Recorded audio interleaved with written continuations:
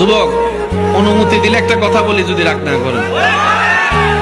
আপনি যাকে ভালোবাসেন, পবিত্র ভালোবাসার কথা বলতেছি আমি, আবার ওই বয়ফ্রেন্ড গার্লফ্রেন্ডের কথা কইতেছি না। যান, আপনি যাকে ভালোবাসেন কয়জন? আপনাকে যে ভালোবাসে উনি কয়জন?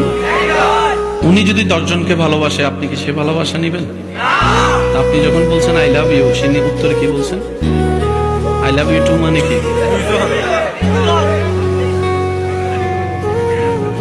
শুনেন, আমি তোমাকে ও ভালোবাসি,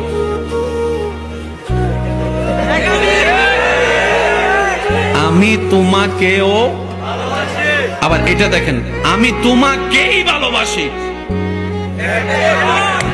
আমি তোমাকেই ভালোবাসি, আমি তোমাকেও ভালোবাসি। বুঝলাম এখন এইসব আপনার সংসার আপনি বুঝেন, আমি গীতা